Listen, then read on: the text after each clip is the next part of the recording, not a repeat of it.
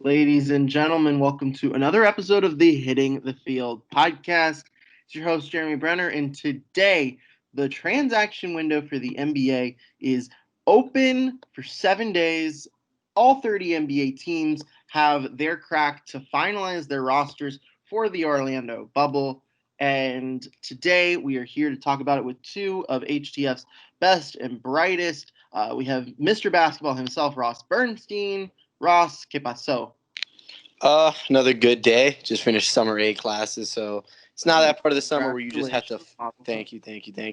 You just kind of gotta find ways to fill in the day. I've been going on walks in the morning, and I think the key. I think the key, if I have to get any key to the listeners out there to making your day feel more fulfilled, just sleep until like 1, because at that point you've already missed the morning, so you're good to go. You only got a couple hours left. But once it's nighttime, you need to relax anyway. So there's my tip to you guys. There you go. All right, and well, hopefully, if you're listening to this, it's after 1 p.m. Yes. And if you're not, go back to sleep and wake up at 1 and give us a listen. But Go about your day. we also have Mr. Robert Husby here today. Robert, how are you doing, my good friend?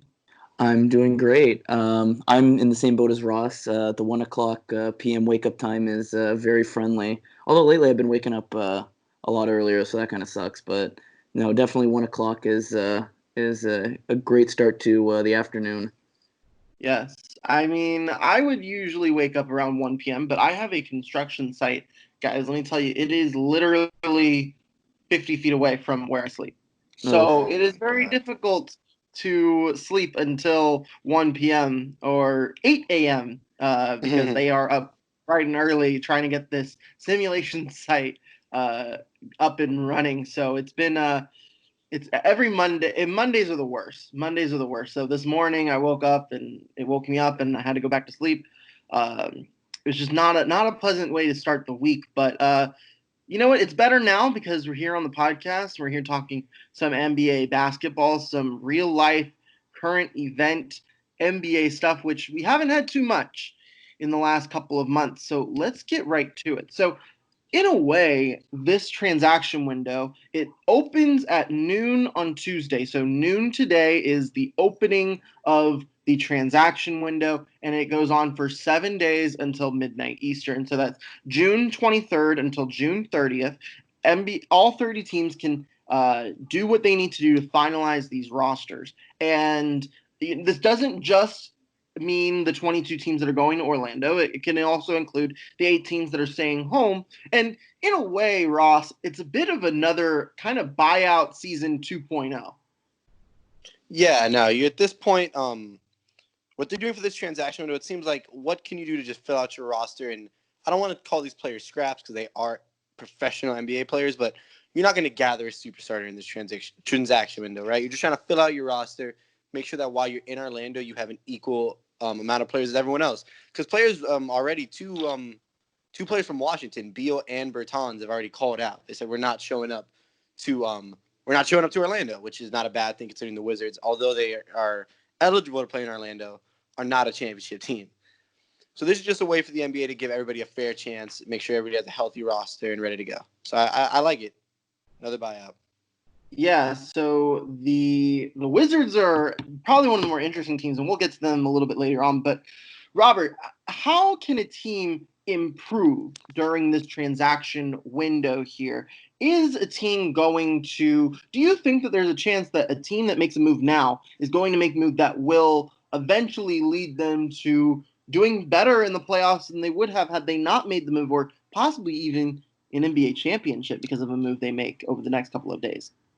I definitely think adding a guy from this period, like Ross said, they're not really scraps. They are professionals, but they aren't guys that are going to make a super big difference. I mean, you have guys like Amon Shumpert, I think, out there. You got guys like DeMarcus Cousins. So those guys, I think will have a bigger effect on the team. I don't necessarily think, adding Shumpert or DeMarcus Cousins will make any team a favorite or anything like that just by adding them. But certainly, I mean, when you have, kind of an expanded playoffs like this, you have, more teams, you have, guys coming off of 2 months of not playing. I mean, injuries are obviously a huge concern. So just adding a guy to your bench most likely, or even to your starting rotation if someone's not eligible or someone isn't going or someone's hurt. That can definitely be maybe not a difference maker, but certainly, can help your bench out a bit. I mean, you look at a team like the Brooklyn Nets where they're missing both Kevin Durant and Kyrie Irving.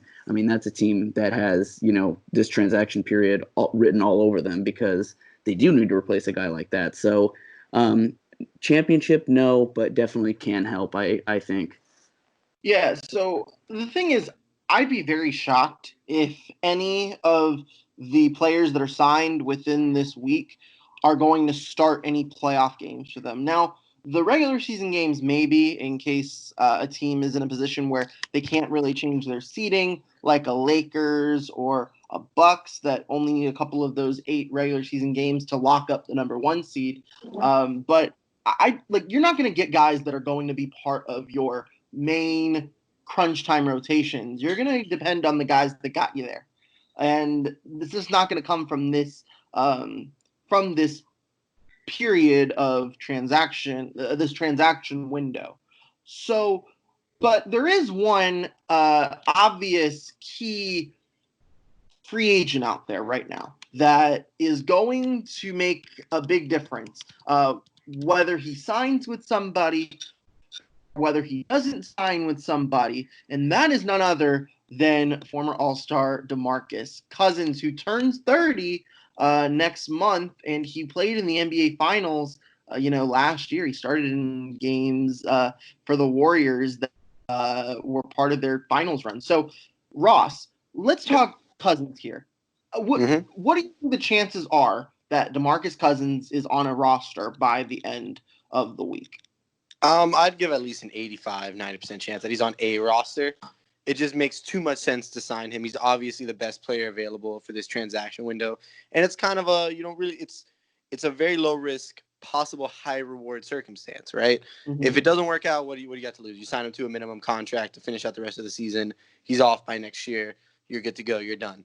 If it does work out, at worst, at best, you have an average starting center or you really good guy, you come off the bench. He's still a highly skilled player. How his leg and Achilles and all that is holding up is to be seen. But we know that at his best, he is a very, very solid center. And although he doesn't fit this NBA landscape as much as a lot of other big men, he's still very valuable to a team. And I think there's certain teams that could really use his help. Mm-hmm. So, Robert, I'm going to ask you the same question. What percentage, 1 to 100 or 0 to 100, would you put DeMarcus Cousins in the possibility that he's on a roster by the end of the week? Yeah, I agree with Ross. I think you're looking like 90%. I mean, it's just, to me, it makes no sense for a team not to sign him. Even though he is coming off a major ACL injury, which I think is going to really affect the way he plays. He even got cut by the Lakers because of it. I think he's still going to get signed by a team. I mean, it's kind of hard not to when he's probably the best player available skill wise. So even with the injury, I mean, he's going to get signed by a team, pretty much almost guaranteed. Yeah, DeMarcus Cousins has had a tumultuous couple of years, I would say, since he was traded from the Kings. I feel like he's had a downward trajectory in his career. He's only played 95 games since the trade in the middle of at the 2017 All-Star break. So it's been 3+ years almost, and he's played in just 95 games in 2.5, 3 seasons. So he's had a rough go at it, and the Achilles injury hurt him. He was injured during the playoffs last year with torn quad. Then he tears his ACL when he signs with the Lakers. The thing is, everyone was like, when he signed with the Warriors, they're like, oh my God, like the Warriors are the best team in the West. Then he signs with the Lakers. Oh my goodness, the Lakers are the best team in the West. They have AD, they have LeBron, they had the roster, and Cousins was a depth piece. And Ross said it. He's like an average piece right now, which is weird to say considering he was an all-star in 2017 and a 4-time all-star. So we're calling him, this is a depth piece, yes, but to me, I feel like he's been, the NBA is a what have you done for me lately kind of league. And look, DeMarcus Cousins hasn't done a whole lot for anybody lately because he's been injured. But in this circumstance, I actually think that this is the launch pad for DeMarcus Cousins to be able to get a nice solid contract into his 30s because he's probably going to want one last big contract, and this is the opportunity for him. And I think there are a lot of teams that won't just sign him but use him in the rotation. So I'm going to ask you guys right now, what is one team or two teams that you think would make a lot of sense for DeMarcus Cousins to go back to? Now, he can't go to the Lakers, but every other team is fair game. So, Ross, I'll start with you. What uniform should DeMarcus Cousins be wearing by the end of the week? I think the Lakers are still technically eligible to sign him, so I wouldn't count them out. Him. They wait, so they're not eligible to sign. The transaction window is a very tricky kind of thing. So yeah, it is very tricky because there are a bunch of circumstances where, is this person eligible? Oh, is this team able to sign this player? Oh, is this team? But I believe, considering the rules, considering they cut him 5 months ago, I mean, maybe they are. But I can't imagine the Lakers would want to sign DeMarcus Cousins. I feel like they have plenty of bigs, and I feel like DeMarcus Cousins would be a good fit for the Lakers. Yeah, so if he can't go to the Lakers, two other teams that I think would be a great fit. One would be the San Antonio Spurs. They've recently lost LaMarcus Aldridge, and Popovich is such a great coach. I think he can make any piece just work out, right? And DeMarcus Cousins has the talent. It's very hard to deny it. A former All-Star not too many years ago. I think he just fills the role too perfectly in San Antonio for them not to take the shot at it. Why not? Another team I really think, I don't know if they're even thinking about it, but I like the Houston Rockets getting DeMarcus Cousins. Mm-hmm. A team that has basically one center. I mean, I guess Isaiah Hardenstein too, but one center and Tyson Chandler. If they go up against a Lakers in the playoffs, as much as I love the small ball, take 1,000 shots offense, I think they'll just be too small to deal with a court like Anthony Davis, Dwight Howard, JaVale McGee. And also, you're going to get a player that has been inside that locker room all season. So if you face the Lakers, you're going to have that advantage. I just think it makes perfect sense. I think they have 17 spots. I think they already have 17 spots filled. But if they can make a move to drop one of their million guards, They could be Hartenstein could be the one that gets cut because he's due some guaranteed money real soon. That could be the move that the Rockets decide to make if they decide to go for Boogie Cousins. But so if the options were San Antonio and Houston, obviously Houston is in contention for a title. They already have their playoff spot. San Antonio, a team without their best player in the market, are Aldridge arguably. They're outside of the playoff picture. The thing is, Robert, do you think that DeMarcus Cousins is just going to take the spot that he wants to go? Do you think he's going to try to sign with the team in hopes that they would sign him back for 2020, 2021 and beyond? Or do you think he's trying to chase a ring right now? Which team can help me the most within these 3 months? I mean, that's a fair question. I mean, I think it all depends on what he's thinking for the outlook of his career. I mean, he's coming off of 2 major injuries, one injury that has kept him out the whole year. So if he does go for the ring, there's no guarantee that, that team is going to re-sign him just because they probably, if he does play well enough into a big enough contract, he's not going to get re-signed by them. But, I think with Boogie Cousins, he's going to be 30 in August. He's coming off those 2 major injuries. If there's a big team in for him, I think, he'll definitely sign with the bigger team, the team that has the better chance to get a title. But, if there's not really a lot of, teams coming calling because they are worried about the injury and the fact that he hasn't played all year, I don't really think he has a choice. I mean, he kind of has to play for a contract. And, that's the state he's in. I mean, again, he's only 30. He has, a ton of skill still, but it's again 2 injuries that have heavily impacted his career, and they will have an impact on his career and the way he plays in the postseason. So, honestly, I think it's really going to come down to him picking a team that he can, elevate himself to a next contract. I don't really think he's going to get that one next big contract unless, something miraculous happens with him after injury. Yeah, that'd be very interesting because obviously in the last 2 off seasons, Boogie has chased the ring. He's gone to arguably the title favorite in 2017 in 2018 with the Warriors, and then he went to the title favorite in 2019 when he went to the Lakers. So I think that he's going. I'd be surprised if a team that is outside of. All of these teams should be interested and should look into the possibility of getting DeMarcus Cousins, because he is not, like, if he walks on any team, he's not the worst player. You will get some kind of upgrade if you DeMarcus Cousins. So every team should be looking at bringing in him, at least for the stretch run. And teams that are not going to Orlando should also be looking into him. But if I'm DeMarcus Cousins, I think what would be smarter for him is to go to a team and sort of pledge a little bit of loyalty. The players cannot sign a contract past this season in this window. But what they can do is they can sign with the team and then possibly, I'm not sure if they can attain bird rights, which allows them to be able to pay more than any other team. Because, for instance, like DeMarcus Cousins might say, oh, you know what, I'm going to go and play with the Rockets and I'm going to try to go get a ring, or I'm going to go try to play for the Bucks, and I'm not going to play for the Bucks, but I might just be on the bench, and if I get a ring on the Bucks, hey, I get a ring, and then I'll figure out where I go after the season. So there's a couple of different ways I would go about it if I'm DeMarcus Cousins. But if I'm looking at, if I need to face the facts, I'm his agent, I'd say, DeMarcus, you're 30. You need to sign with a team that's going to give you money past this year.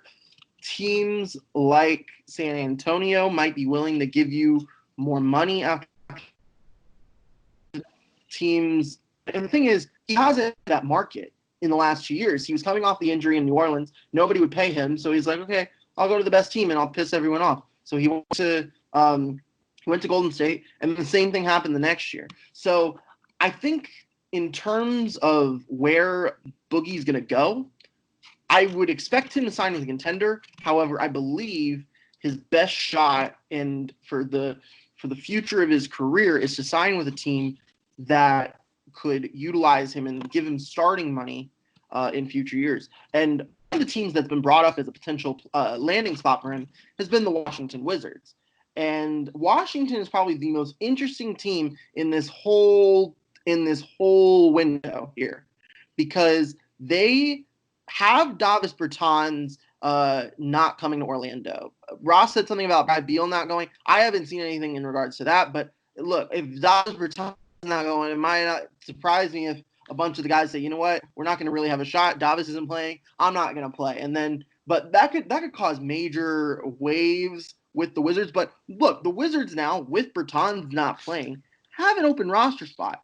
So it doesn't cost them anything to bring on Boogie and maybe possibly work that relationship with John Wall, his former college teammate. I think Washington makes a lot of sense. What do you guys think?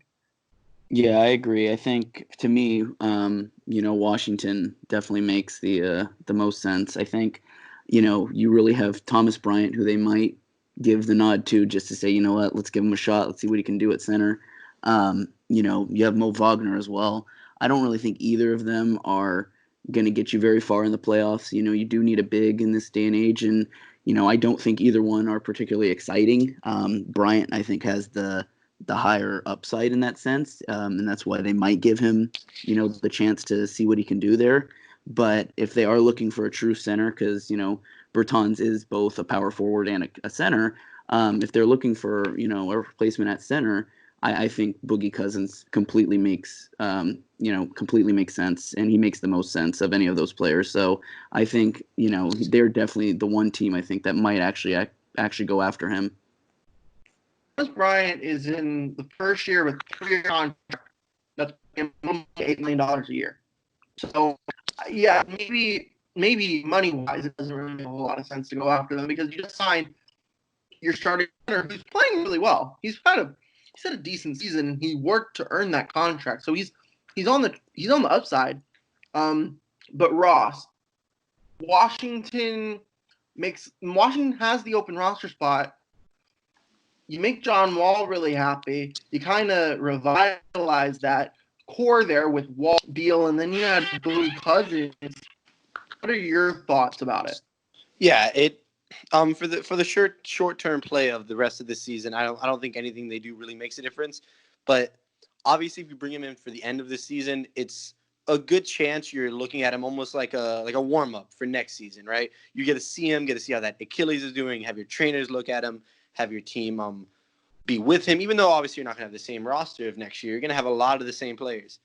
It Once again, it's a very low risk move. I doubt he's going to demand a big contract to stay in Washington simply because it doesn't look like the market's there for Boogie to ask that kind of money. I don't know who's going to offer him more than almost a minimum just because of his injury past and just how the way the league's going.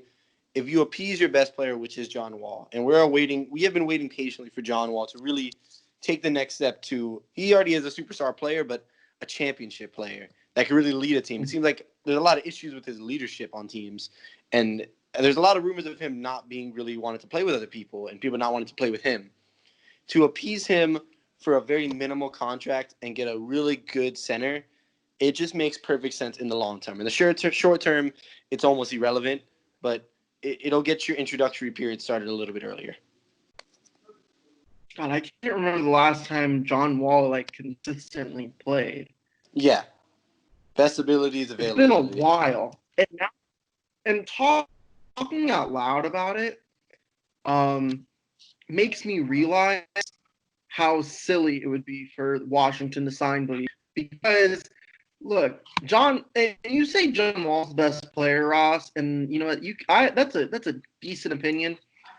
This is clearly Brad Beal's team, though. And Brad Beal is, like I said, NBA is more of a what have you done for me lately kind of game. And Brad Beal has done a lot more for the Wizards lately than John Wall. In fact, Davis Bertans has done a lot more lately for the Wizards than John Wall has.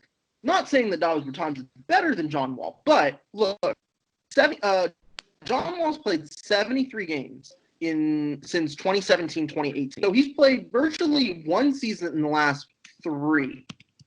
Davis Bertans has played, they were trying to shop him at the deadline, or people wanted to ask for him at the deadline, but they weren't letting him because he's having a career year, 15 points a game. He's going to make a lot of money this off, probably from the Wizards.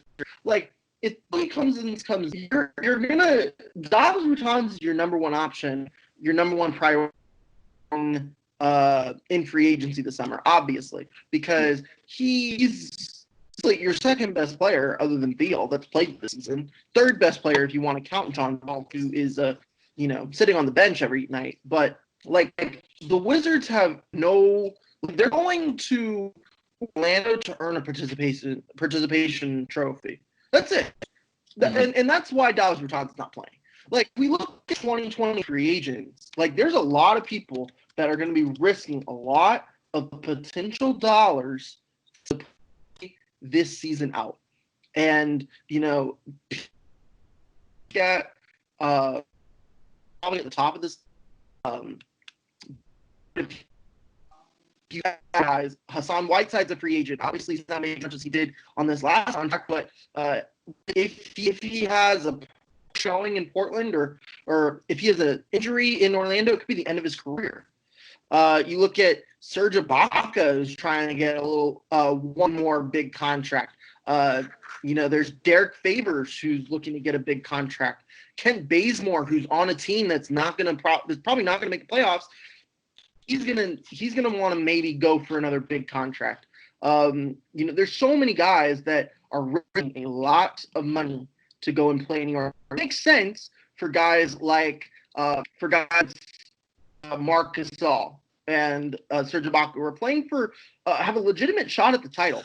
And even guys like Marcus Morris, who signed a big contract last summer and could get similar money again in October, but he's playing for a team that can win the championship. But there's a lot of guys like Davis Bertans, who I think he made the right move.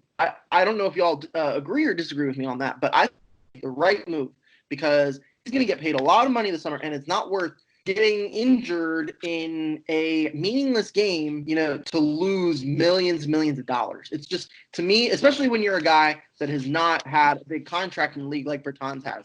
So, what do you guys think? Did Davis Bertans make the right move here by sitting out of the season? 100%. 100%. He's due up for a really big contract when he comes back. He's a sniper from the outside, and that's what the league is really looking for at this point. What do you have to gain by playing, realistically? I know that's easier said than done when your teammates are looking at you like, hey, you're here to play. You're not here to wait for a contract to go to a different team or to make money with us. You're here to play with us as a team. But selfishly, you have to understand why he's doing this, right? Why am I going to Orlando? Not only risking hurting myself playing, but the safety of this whole Orlando bubble thing is coming into question already with the massive spikes in Florida. You want me to risk that and not seeing my family for months for what? To basically not make the playoffs? You probably won't make the playoffs. You're just there for a couple weeks. You're going to, 8 games he's going to play? I'm going to risk millions and millions of dollars in times with my family for 8 games and to not make the playoffs. Selfishly, I understand it 100%, and I cannot say I'd make a different decision. I'm sure he's talked to his teammates about it. At least I hope he did before he made this decision. But it just makes too much sense to not play. It just does. Yeah. And look, what do you think? Like, let's have this talk. Let's role play a little bit here. I'm Davis Bertans, and you guys are Brad Beal and John Wall. What was it, John Wall? You're trying to think of another player. Hey guys, Is that like how you were thinking fast? I mean, I could have said Tom Bryan. I could have said Ian Maimi. I could have said a bunch of guys. But I could say Isaac Bonga, Bo Wagner. I could say a bunch of guys, but I said John Wall and Brad Beal because they are potentially going to go down there and play for a playoff spot. So Davis Bertans, hey guys, I've had a great season. I averaged 15 points a game, my best season of my career. We have a chance to go to the playoffs. But, guys, I'm a free agent this summer. I got to make some money. So, y'all can go down to Orlando. I'm going to stay up here in the D. I'll have fun. Like, what do you think, Robert, those guys said? Like, oh, well, our second best player, our second best scorer, they ain't coming. So why should I go? Yeah, I mean, it's the same thing. I mean, you're not going to risk, it's not, they're in some of the peak health condition, but still, you're not going to risk anything like that and being away from your family when already you have a guy, sitting out with that concern. I mean, when your team that is not a championship favorite, and I think that heavily factors into this, I think there's a lot of teams out there that are, not considering going because they just don't feel it's worth it. It's not worth, taking the health precautions. It's not worth being in a bubble and being away from their families when they realistically have a, such a small chance of winning a championship. Not saying that, if Bradley Beal and Davis Bertans were playing that they wouldn't have a chance. I mean, anything can happen in the playoffs, but it feels like the NBA is probably the most figured out playoffs in sports. It's always the best teams that win. It really is predictable. You don't have a lot of upsets, maybe in the earlier rounds, but in the finals, you always expect the best teams to be in the finals. So, I think for Washington, yeah, it just doesn't make sense. And I maybe people don't respect it because they figure, if you're healthy, go and play. Why aren't you playing? Be with your team, because they're going to play in the playoffs regardless, with or without you. But I understand it. I mean, when you are a high-paid guy or you're looking for that next contract, it's not worth it to you. Do you think you're going to beat the Lakers in the finals? No. Do you think you're going to meet Milwaukee along the way and beat Milwaukee? No. Do you think you're going to beat Toronto? No. Boston? No. Miami? No. So if you're not considering that you're going to beat any of those teams, even in your own conference, let alone the other conference, I just don't see a reason for them to have that motivation to go. Mm-hmm. I mean, let's take a look at this. So, Davis Bertans is the first player to say, you know what, I'm healthy, but I'm not going to go play down there. I mean, there have been some guys like Bogdanovich, Utah, and LaMarcus Aldridge with San Antonio that have gone down there and said, you know what, I'm injured, I'm not 100%, I'm just going to nurse this injury and I'll be back for next season. Dr. Jones is the first player that we've seen so far is totally going to not go there because he's trying to preserve and future value. Do you think with the team is going to set off some kind of domino effect where we're going to see now more players do it? Do you think that players are scared to do this openly, or do you think it's just a matter of Bertans is a very unique situation, and not a whole lot of guys have a similar situation like that? Ross, what do you think? I don't know if it could start a domino effect soon because I don't know if he's a big name enough player. I'm waiting for the first big name player like a Kyrie to officially say I'm not playing before it gets real. Before the domino effect really starts. People can look up Bertans. I don't know his situation specifically. He might have some other underlying issues, which makes him not play. But other players on contract can look at this and be like, well, if he's going to save his body to get more money, I'm going to save my body to get more money. It's a slippery slope, but you could understand it, right? A lot of these players are already nervous about going there, especially there's only really 4 or 5 teams that should be excited to go to Orlando because these are the 4 or 5 teams that deep down know they have a shot to play in the championship and to win a championship. There's a reason why LeBron is so excited to play because he knows this is one of his last seasons to win. Do you think that number only 4 or 5? Really, only 4 or 5 teams think they can win? I mean, there's always you always think you can win mentality, but I think you have to be realistic with yourself at some point. I think there's an argument now for 7 or 8 teams. I think there's 7 or 8 name teams the 8 that teams. Actually have a. You have to. There's no way you can name 8 teams that realistically have a shot. Realistic, like you really think these teams could beat the Lakers, Clippers, and the Bucks? I think those are the 3 so obvious teams that are levels ahead of everyone else. Look, I think yes, but also considering the fact you have to look at bubble ball, and bubble ball is no fans, so no you don't get pressure from the outside fans. There's no loud arenas that you're playing in, where you have the pressure of going into it's not like you have to go into someone else's building on a court that you are very familiar with against a team that isn't as familiar with the court. Everyone's on a level playing field here. I think that hurts the Lakers, the Clippers, the Bucks. It hurts them in the fact that they don't have that kind of advantage.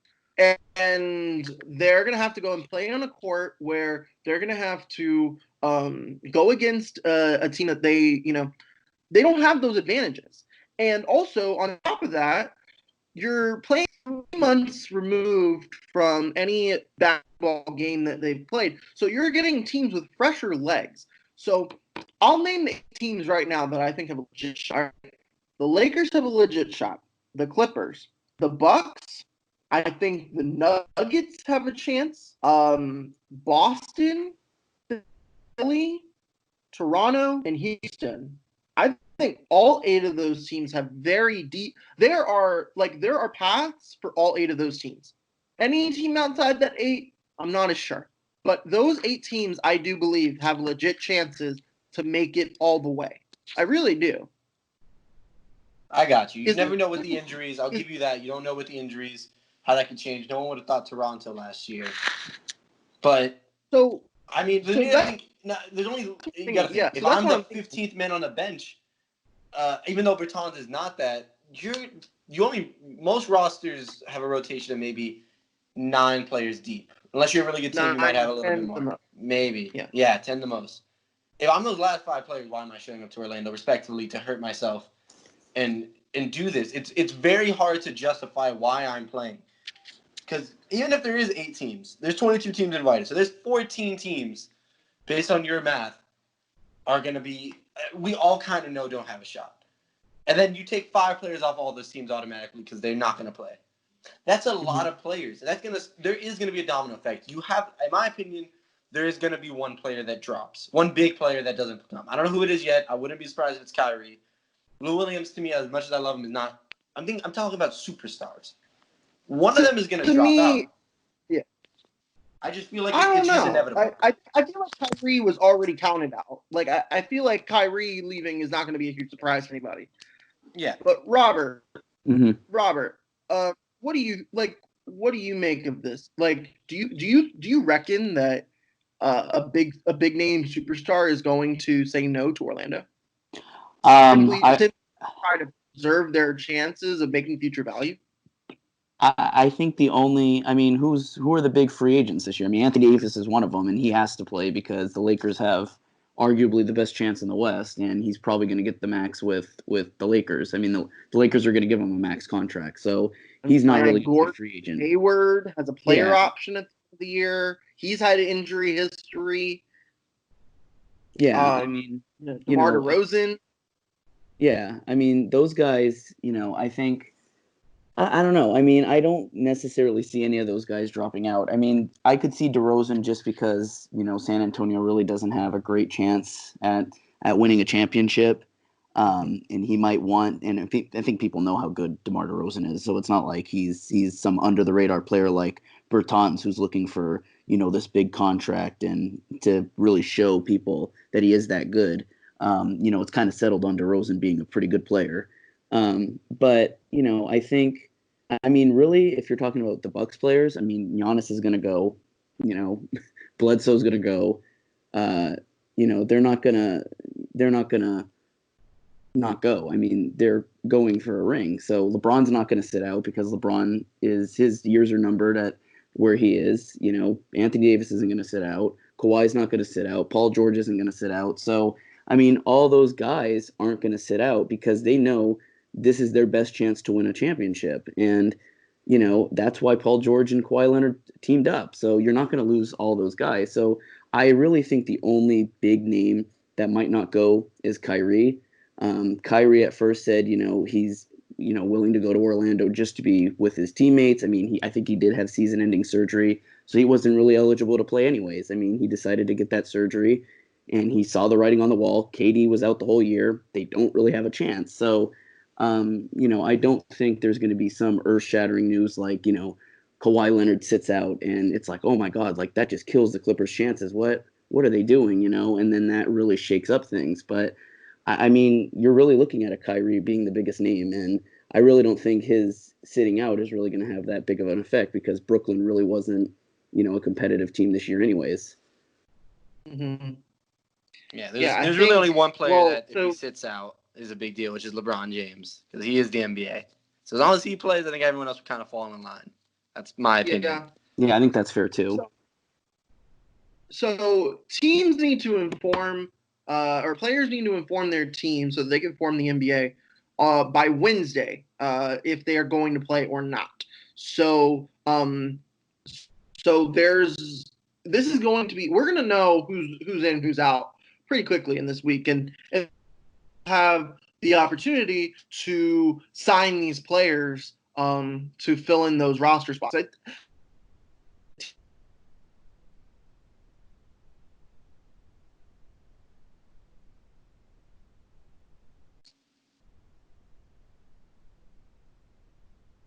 Fill in that one or two roster spots, considering there's only you're signing them for a vet minimum for the rest of the season, and maybe look for a lot of these guys that are not able to that are not going to play, like Bertans. That opens up a spot for a Wizards team that's probably not going to make it. And if you see like Bradley Beal decide, you know what, hey, like there's not a whole lot of there's not a whole lot of pros. There's a lot more cons. I'm not going to play either, and that opens a spot up for a guy on Washington or for a guy that might be able to make be able to make it into the league, like a young player that has been on the fringe of the league, and now he has this opportunity to go play in games that really don't matter. Like you can go and play, you just go out and ball out. You got nothing to lose. So very few people, some people like Bertans, like Bradley Beal, like Victor Oladipo, like Kyrie, might have a lot more to lose versus guys that are on the fringe of the NBA trying to make it. So I think what we're looking at here is one man's trash is another man's treasure. And I think that's where a majority of these transaction window signings are going to be. I think they're going to be mostly from teams that are not in position to really win the title. So they're going to sit out, and these players that are young can go in and fill in these spots.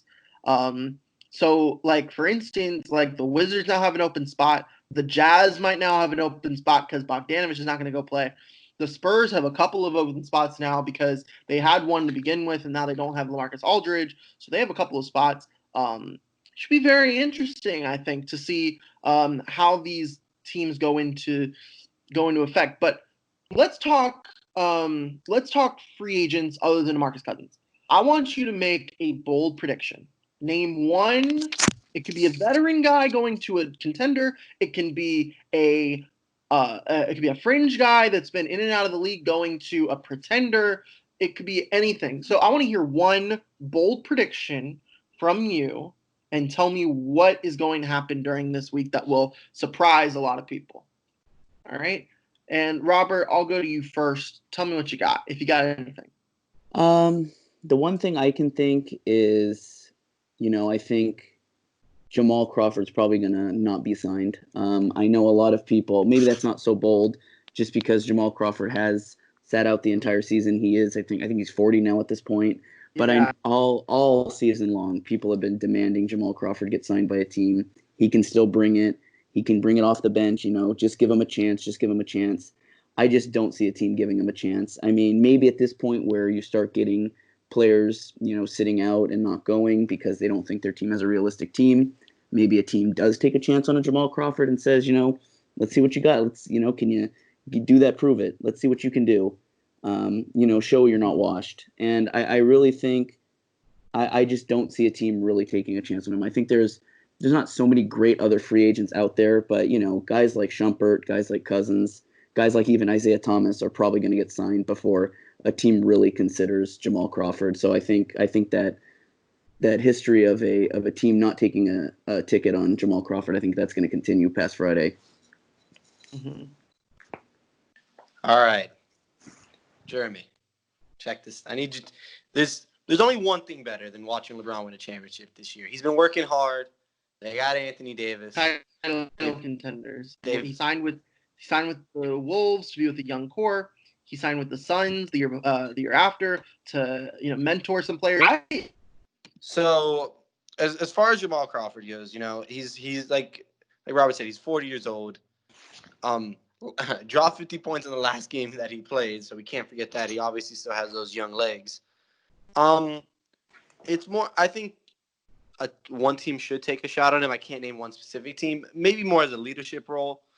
He's not going to be a guy that gets you 50 points a game again. He's not going to be a guy that gets you maybe even 12, 13 points a game. But he could at one point get a spark off the bench. He is still a spark guy. He is still a walking bucket. There's no harm to signing him. Like I said, these contracts are going to be so minimum. They're only for the rest of the season. I think this is kind of the get the best player available situation. I don't think it worries about fit because worst case scenario, you don't play them. They're your 15th spot on the roster, 17th spot on the roster. It doesn't matter. It's irrelevant. I hope a team takes a chance on him just because I want him to show that he could still play in this league. And I think he thinks he can, which is what's most important. Mm-hmm. So I hope someone gives him a shot. Do you have a landing spot for Jamal Crawford if he's signed? Maybe I'm trying to think of a team that's lacking a little bit of scoring that's playing. Maybe an Oklahoma City Thunder. Mm-hmm. They don't have a lot of great scorers. They're more of a score by committee kind of team. Right. Obviously, with veteran leadership like Chris Paul having another, it's mostly a very young team besides that.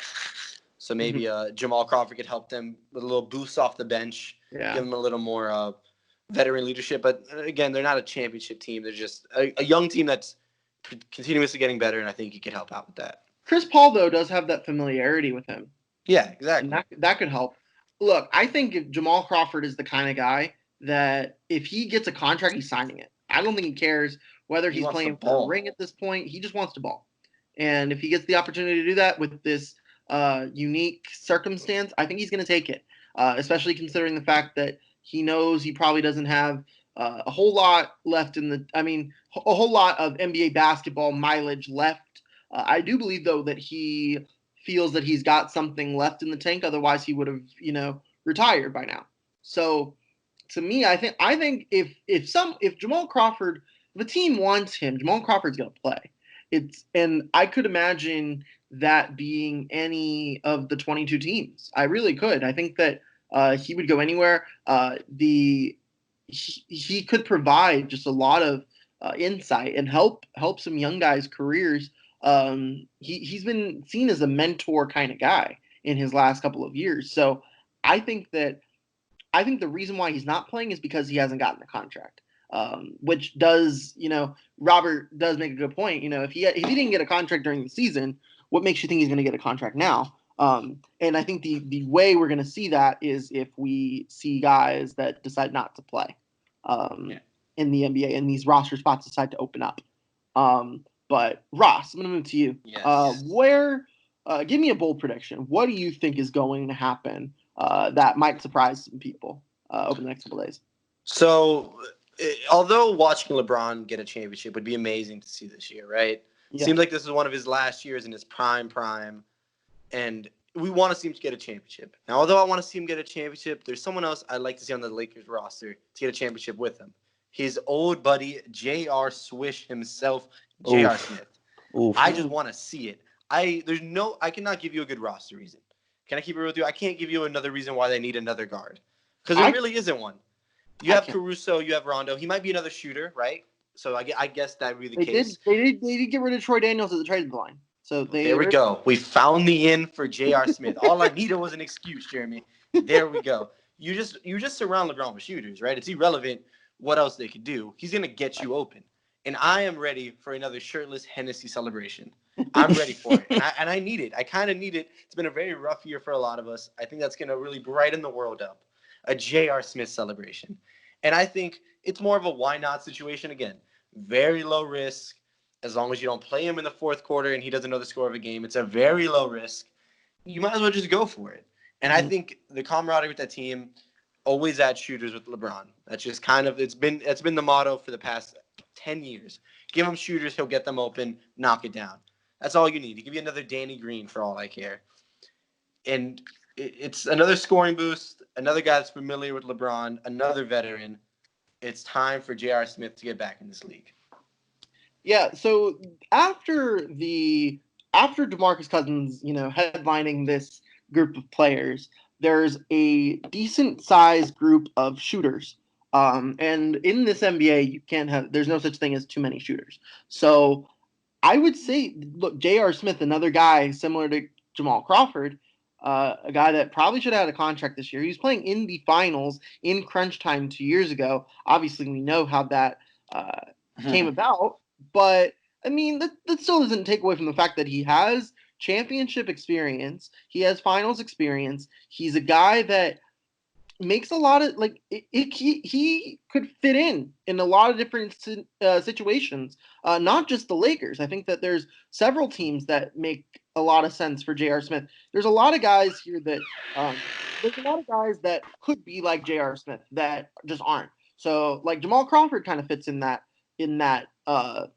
group of people. Iman Shumpert, in a way, fits in that group of people, except Iman Shumpert's a bit more of a defender, I would say, than a shooter. But Tyler Johnson, former Heat guard, makes a lot of sense. Alan Crabb.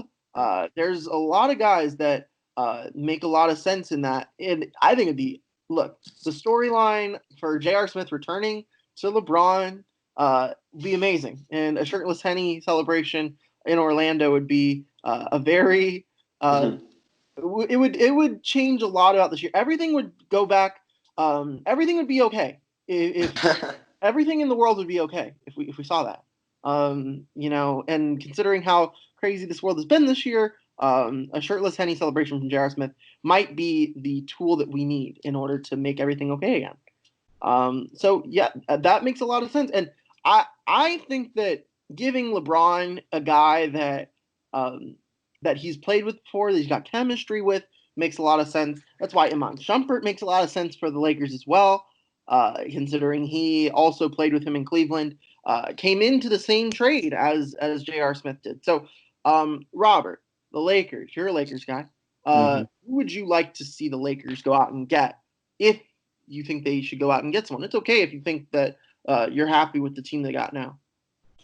Yeah, I'm actually fine with the team they got. I wouldn't mind Shumpert just for the defense. The Lakers kind of need wing defense. That's about it. They do have Dion Waiters, which I don't think is something great, but Waiters really hasn't played at all since Right. they signed him from free agency. So he's one he's kind of like the the ace card, if you will. Like you haven't seen him yet. Let's see what he can do, what he can bring to the bench. Markieff Morris has played really well, actually. Played really well against the Clippers. So I actually think I think they're fine, and I don't really need to see them sign a J.R. Smith. I think that would have already been addressed. I think if they really wanted to reunite LeBron and J.R., I think that would have been done.